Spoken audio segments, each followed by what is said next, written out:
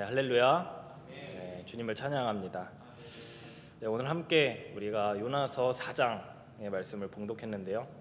제가 4월부터 매달 한 번씩 수요일 기도회 때 요나서를 가지고 말씀을 전했었습니다. 그리고 오늘 요나서 마지막 장인 4장을 함께 나누어 보려고 합니다. 오늘 우리에게 주시는 말씀을 통해서 하나님을 더 알아가고 그리고 그 하나님을 더욱더 경험하고 그 하나님께 나아가는 저와 성도님들이 되시기를 예수님의 이름으로 축복합니다. 연애소설 읽는 노인이라는 책이 있습니다. 네, 아시나요?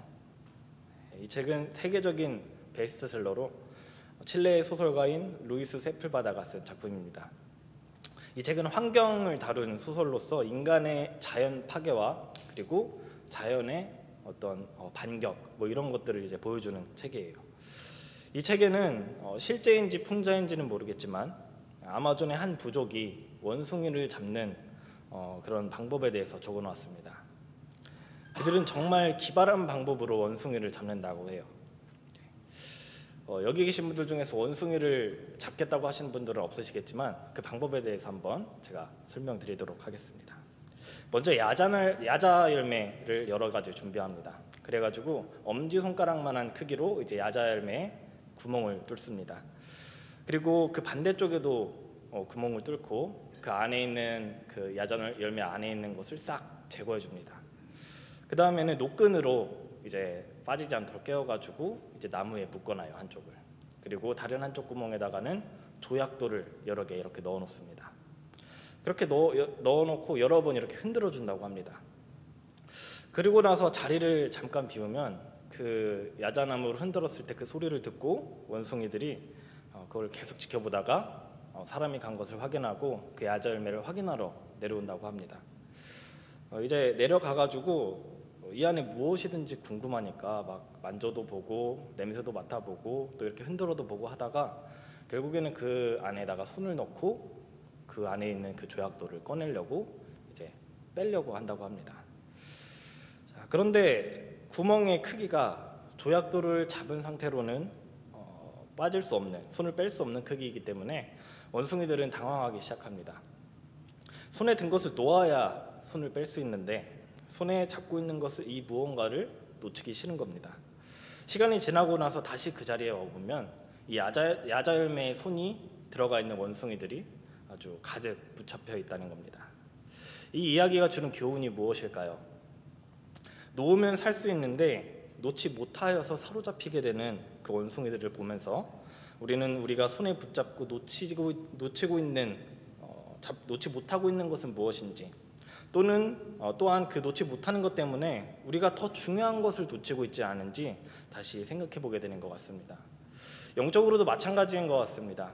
우리가 살아가면서 이제 우리가 놓지 못하는 그 무엇인가 때문에 그 무엇인가가 있다면 우리는 사단에게 사로잡혀 사는 것입니다. 저는 오늘 말씀을 통해서 요나가 두 손에 쥐고 있던 것이 무엇인지 살펴봄으로써 우리가 쥐고 있던 것을 내려놓고 우리가 진정 잡고 가야 하는 것이 어떤 것인지 함께 나누고 그리고 깨닫게 되는 시간이 되기를 예수님의 이름으로 축복합니다.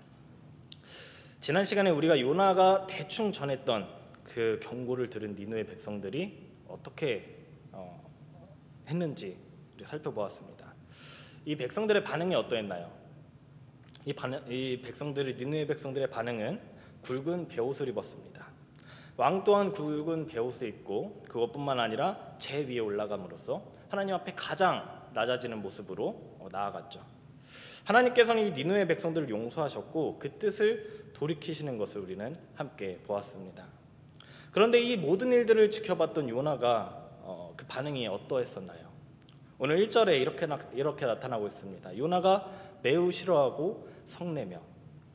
요나가 매우 싫어했고 성내었다고 이야기합니다. 여기서 이 싫어하다라는 단어, 히브리어 단어가 하나님께서 요나서 1장 2절에 니느웨를 악하다고 표현하셨던 그 단어처럼 그 단어와 똑같은 단어라고 제가 말씀을 드렸었죠. 요나는 니느웨에 악독했던 그 모습과 하나님의 용서를 동일하게 악하다, 옳지 못하다고 말하고 있는 것입니다. 우리는 하나의 큰 도시가 하나님 앞에 회개하고 돌아오는 것을 보고 기뻐하는 것이 아닌 굉장히 기분 나빠하는 선지자 요나를 보게 됩니다. 우리가 요나서를 처음 시작했던 그 4월부터 요나라는 사람을 보면서 이 사람이 정말 선지자에 맞는 사람인지를 계속해서 생각해 보게 되는 것 같습니다. 여러분, 요나가 하나님에 대해서 잘 알고 있었을까요? 여러분 어떻게 생각하십니까? 요나는 하나님을 어떻게 생각하고 있었을까요? 오늘 본문 2절 하반절에는 요나가 하나님을 어떻게 생각했는지 잘 보여주고 있습니다. 2절 하반절 함께 읽도록 하겠습니다. 시작. 주께서는 은혜로우시며 자비로우시며 노하기를 더디하시며 인애가 크시사 뜻을 돌이켜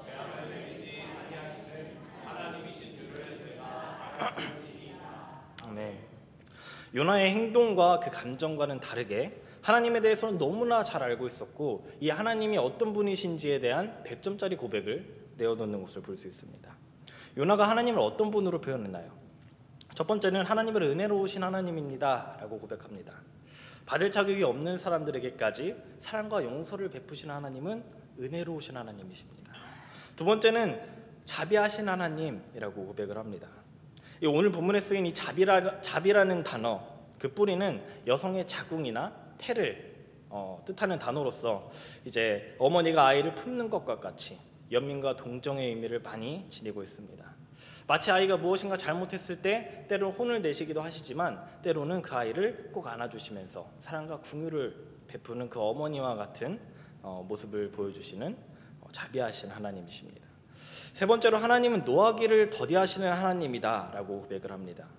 그런데 이 고백을 직역하면은 뭐라고 말하는 거냐면 하나님은 긴 코를 가지신 하나님입니다, 이런 거라고 합니다.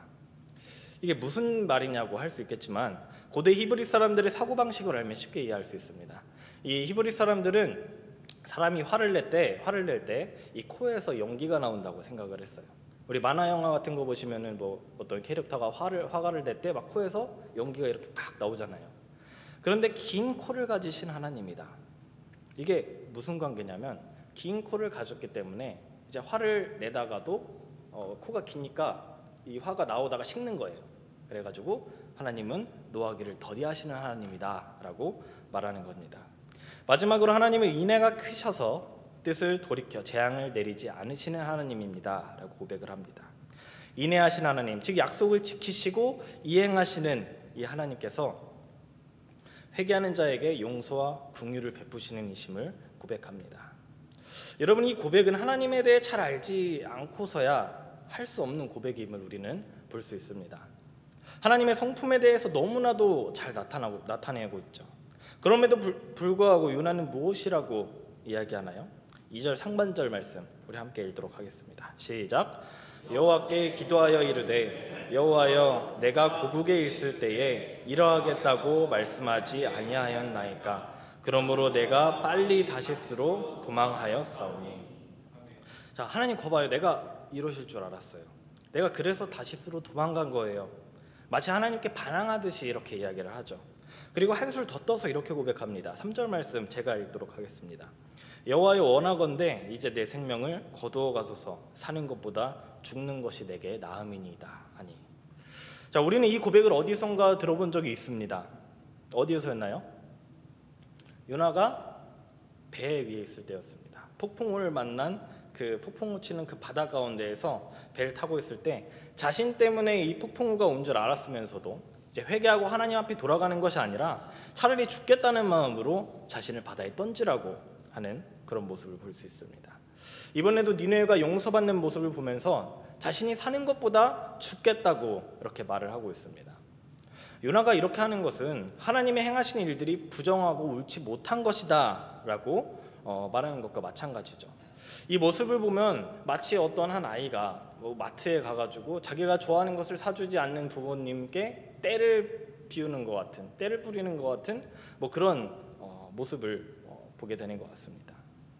요나가 하나님에 대한 지식이 없던 사람이었나요? 아니요, 너무나도 이 하나님을 잘 알고 있던 사람이었습니다. 그렇다면 요나가 하나님을 믿지 않는 사람이었나요? 그의 믿음의 크기를 떠나서 그는 하나님의 살아계심을 잘 알고 있었고, 또한 이 하나님의 말씀을 듣고 전하는 선지자였습니다. 심지어 그는 하나님께서 니느웨를 용서하실 것까지 다 알고 있었어요. 그렇다면 오늘 왜 요나가 이런 모습을 보이는 것일까요? 그것은 자기 뜻대로 되지 않았기 때문입니다. 여러분, 우리가 신앙생활을 하면서 정말 주의해야 하는 것이 이런 부분인 것 같습니다. 우리는 성경에 나오는 수많은 이야기들을 알고 있고, 그리고 하나님을 믿는다고 하고, 그리고 저마다의 체험이나 영적인 체험도 있습니다. 그러나 동시에 무엇을 하느냐면, 우리는 우리가 잡고 있는 그 무언가를, 그 어떠함을 놓지 않으려고 한다는 겁니다. 우리의 욕심이죠. 그것이 물질이 되었든 세상 속의 어떤 지위가 되었든 내 자존심이 되었든 그 내가 갖고 있는 어떠한 그 문제들까지도 내려놓지 않으려 한다는 것, 바로 나의 뜻을 내려놓지 않으려고 한다는 것입니다. 이러한 문제는 우리로 하여금 상당히 중요한 문제에 직면하게 합니다. 바로 신앙생활이라고 하는 문제에 대해서 말이죠. 여러분, 신앙생활이 무엇이라고 생각하시나요? 신앙생활이란 우리의 구원자이시며 우리의 주인이신 예수님을 따라가는 삶을 말합니다. 그렇다면 예수님을 따라가는 삶은 어떤 삶일까요? 예수님께서는 이렇게 말씀해 주셨습니다. 마태복음 16장 24절 말씀입니다. 우리 함께 다 같이 읽겠습니다. 시작. 이에 예수께서 제자들에게 이르시되 누구든지 나를 따라오려거든 자기를 부인하고 자기 십자가를 지고 나를 따를 것이니라. 아멘. 그렇습니다. 신앙생활은 자기 십자가를 지는 삶입니다. 이것이 무슨 말일까요? 내가 가지고 있는 문제들이나 나의 어떠함을 다 지고 따라가라는 것일까요? 아닙니다. 십자가는 치욕과 수치의 상징이며 가장 고통스러운 죽음의 상징입니다.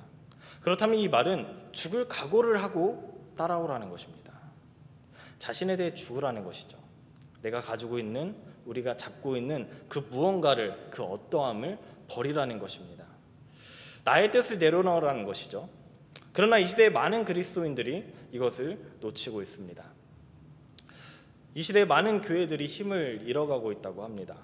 그 말은 이 시대의 그리스도인들이 이 세상 속에서 힘을 내지 못하고 있다는 것과 마찬가지죠. 그런데 아이러니하게도 외적으로 보이는 것들은 너무나도 좋아지고 있습니다. 교회 건물이 세련되어지고 더욱더 웅장해지고 있어요. 성경 공부, 제자 훈련, 새신자 프로그램, 수많은 체계적이고 전문적인 그런 프로그램들이 준비되어 있습니다. 전문가들로 구성되어 있는 그 찬양팀과 밴드는 아주 아름답게 찬양을 올려드립니다. 그런데 왜 교회가, 그리스도인들이 힘을 잃어가는 것일까요? 제가 지금 말하는 것은 옛날처럼 다시 다 바꿔야 된다 이런 게 아닙니다.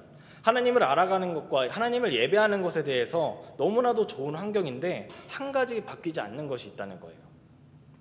그것이 무엇이냐 하면 이 시대의 그리스도인이라 불리는 사람들이 예수님을 따라간다고 말을 하면서 자신의 욕심과 자신의 뜻을 두 손에 꼭 붙잡고 세상에 나아간다는 것입니다. 나의 뜻을 굽히지 못하고 끝까지 손에 쥐고 살아간다는 것은 하나님이 아닌 나의 뜻대로 살아가는 삶이요, 자기 중심적인 신앙생활입니다. 오늘 본문의 요나가 바로 그런 삶을 살아가고 있는 것 같습니다. 그리고 그 끝에 요나는 하나님 앞에 너무나도 어리석은 행동을 하고 있습니다. 이런 요나를 보시던 하나님께서는 오늘 본문 4절에 이렇게 물어보십니다. 우리 함께 읽겠습니다. 시작. 여호와께서 이르시되 내가 성내는 것이 옳으냐 하시니라. 정말 짧은 질문이지만 이 질문 안에는 선지자로서 그리고 선택받은 하나님의 백성으로서 지금 하고 있는 말과 행동이 바른지를, 옳은지를 물어보는 질문이었습니다. 너가 지금 바르게 행하고 있느냐고 하는 것이죠. 요나가 무엇이라고 했을까요? 요나는 하나님의 질문에 아무 말도 하지 않습니다. 그러고는 이렇게 행합니다. 우리 5절 말씀 제가 한번 읽겠습니다. 요나가 성읍에 나가서 그 성읍 동쪽에 앉아 거기서 자기를 위하여 초막을 짓고 그 성읍에 무슨 일이 일어나는가를 보려고 그 그늘 아래에 앉았더라. 요나는 성읍이 잘 보이는 곳에 초막을 짓습니다. 여기서 요나가 지은 초막은 그 이스라엘 백성들이 광야에서 거주할 때 사용했던 것과 같이 나뭇잎들을 이렇게 사용해서 잠깐 동안 지낼 수 있는 임시 거주지였습니다.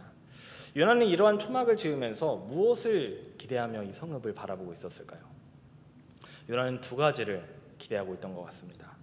첫 번째는 니느웨의 회개가 얼마 가지 않고 다시 죄를 지어서 하나님의 분노를 살 것이다 라는 기대였고요.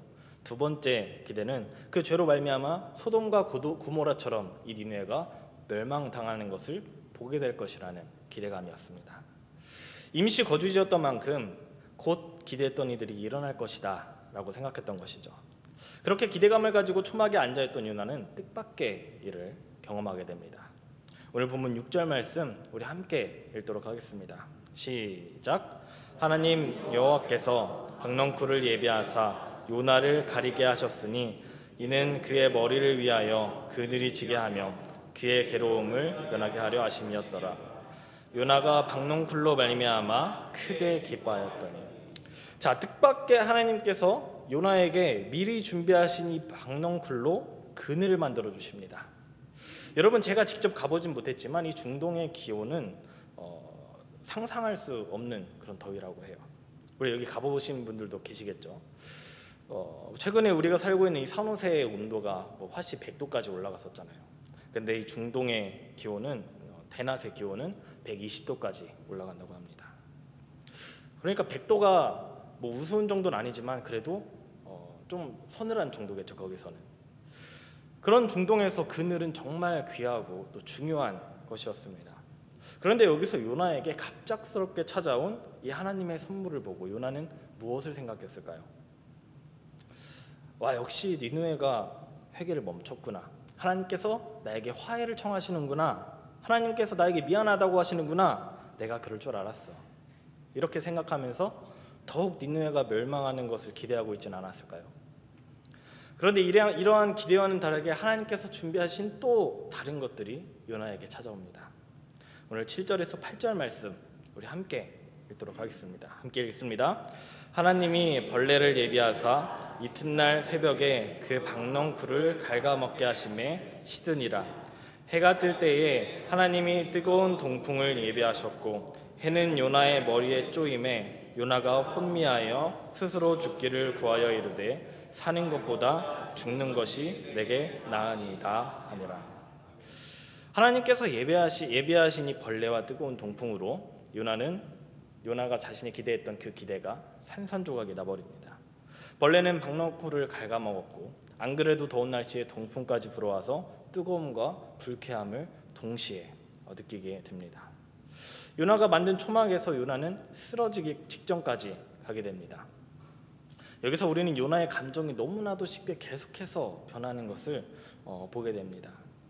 하나님께서 니느웨를 용서하셨을 때는 차라리 나를 죽이십시오라고 했던 이 요나가 박넝쿨에 의해 다시 크게 기뻐하였다가 또 그 박넝쿨을 벌레가 다 먹어버리자 하나님, 저 다시 죽겠습니다. 차라리 나를 죽이세요라고 이렇게 말하는 것을 볼 수 있죠.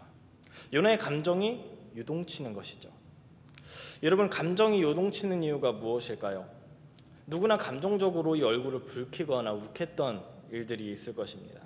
이 자리에 있는 저와 성도님들 모두가 다 이런 경험을 해보셨을 거예요. 다시 한번 기억하기 싫은 그 기억을 다시 한번 끄집어내 봅시다. 여러분은 언제 감정적으로 되시나요? 여러 가지 이유가 있겠지만 대부분 그것은 나 혹은 내 주변 사람이 피해를 입을 때라고 생각됩니다. 물론 나를 지키고 주변 사람을 지키는 것은 아주 중요한 일이고 꼭 필요한 일입니다. 그러나 그것과 별개로 감정적으로 된다는 것은 좋은 일은 아닙니다.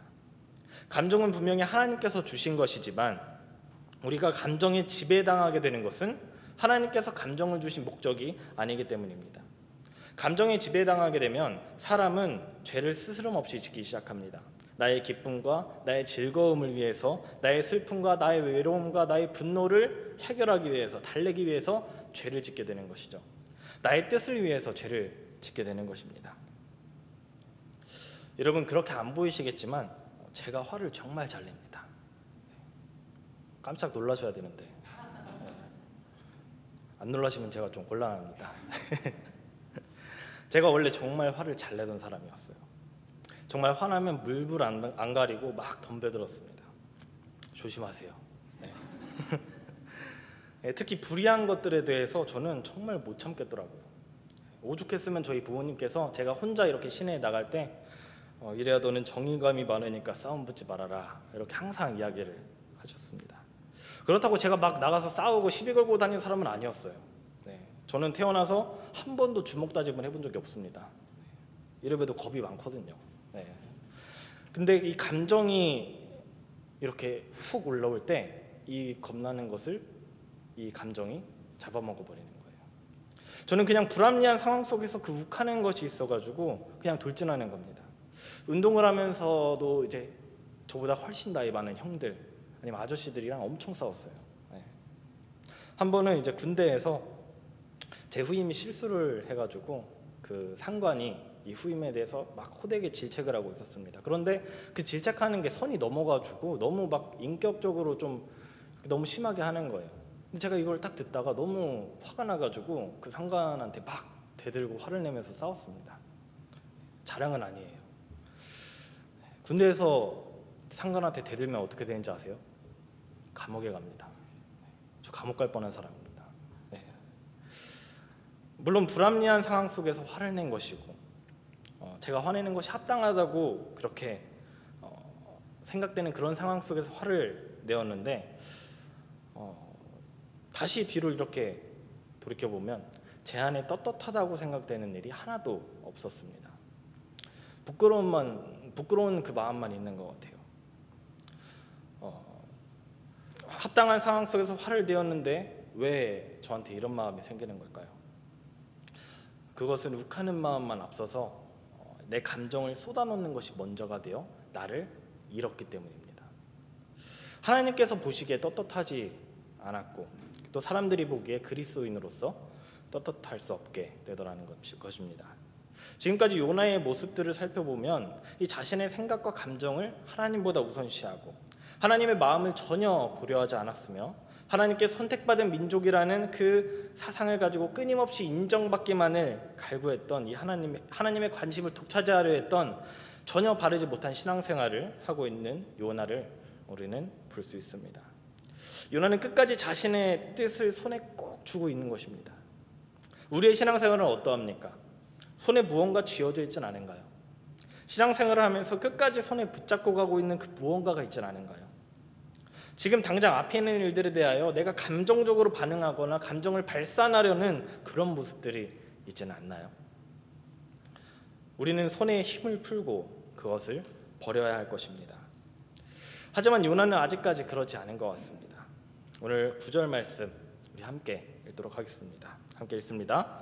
하나님이 요나에게 이르시되 내가 이 박넝쿨로 말미암아 성내는 것이 어찌 옳으냐 하시니 그가 대답하되 내가 성내어 죽기까지 할지라도 옳으니이다 하니라. 하나님께서는 4절에서와 같이 한 번 더 똑같이 요나에게 물어보십니다. 너가 하는 것이 옳으냐? 너가 지금 바른 일을 하고 있는 것이냐? 4절에 아무 말도 하지 않던 요나가 이번에는 즉답합니다. 내가 죽기까지 할지라도 옳습니다. 자신이 옳고 자신이 한 일이 합당하다고 말하는 것이죠. 여러분, 요나의 모습이 옳은 것으로 보이십니까? 요나의 모습은 그저 자신의 뜻대로 되지 않는 것에 대하여 감정을 발산하는 그런 어린아이와 같은 모습을 보여주고 있습니다.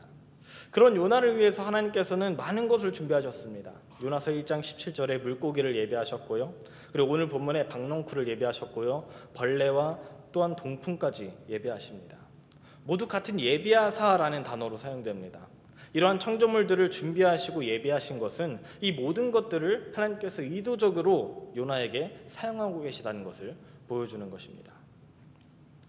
이것은 무언가 요나에게 메시지를 전달하고 계시는 것이죠. 그 메시지가 오늘 본문 10절에서 11절에 나타납니다. 우리 10절에서 11절 다시 한번 읽도록 하겠습니다. 함께 읽습니다. 여호와께서 이르시되 내가 수고도 아니하였고 재배도 아니하였고 하룻밤에 났다가 하룻밤에 말라버린 이 박넝쿨을 아꼈거든 하물며 이 큰 성읍 니느웨에는 좌우를 분별하지 못하는 자가 12만 명이요 가축도 많이 있나니 내가 어찌 아끼지 아니하겠느냐 하시니라. 이 박넝쿨과 더불어 하나님께서 예배하신 벌레와 동풍은 하나님께서 요나를 향한 수업이었습니다. 말씀에서 볼 수 있듯이 박넝쿨이 사라졌을 때의 요나가 낙심하며 안타까워했던 그 마음과 똑같이 하나님께서는 좌우를 분별하지 못하는 이 니느웨 백성들에게 안타까워 하시는 것을 말해주는 것이죠. 요나는 이 니느웨 백성들을 전혀 안타까워하지 않았을 뿐더러 오히려 니느웨 백성들이 멸망하기를 고대하고 있었습니다. 이것이 무엇을 말해주는 거냐 하면 요나는 니느웨 백성들보다 자신에게 유익을 주는 그 작은 박넝쿨을 12만 명보다 더 중요하게 생각했다라고 하는 것입니다. 자신에게 도움을 주는 박넝쿨은 소중하게 여기지만 한 생명이 회개하고 하나님 앞에 돌아오는 것을 반기지 않는 그 요나의 모습 속에서 요나서는 끝이 나게 됩니다. 하나님께서 요나에게 요나가 지금 더 중요하게 여기는 것이 무엇인지를 확실하게 보여주시고 알려주셨습니다. 요나의 모습을 그대로 조명해 주신 것이죠. 그런데 이런 모습은 비단 요나뿐만이 아니라 이 시대 속에서 우리는 심심치 않게 찾아볼 수 있습니다. 우리는 뉴스나 매체들을 통해서 이러한 이야기를 많이 접하게 됩니다. 부모의 유산 때문에 가족이 찢어지게 되고 상처를 주게 되고 심지어는 목숨까지도 앗아가는 그런 이야기들이요. 자신의 재산을 지키고 불리기 위해서 안락함을 위해서 벌이는 수많은 일들이 있습니다. 음주운전부터 시작해서 도박, 공금횡령, 마약 이런 것들이 매일 뉴스에 빠짐없이 등장하는 주제들이죠. 왜 이런 일들이 일어나는 것일까요? 이런 일들이 일어나는 이유는 결국 나를 위해서 일어나는 일들입니다. 나를 놓지 못해서 일어나는 일들이죠. 우리는 이런 세상에 살아가고 있습니다. 그런데 이런 세상 속에서도 많은 그리스도인들이 좋지 못한 이야기들을 많이 듣습니다.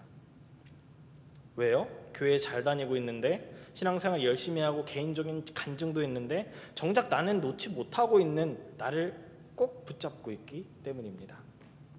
세상에서는 말하고 있습니다. 이런 세상이니까 나는 더 이기적이어야 해.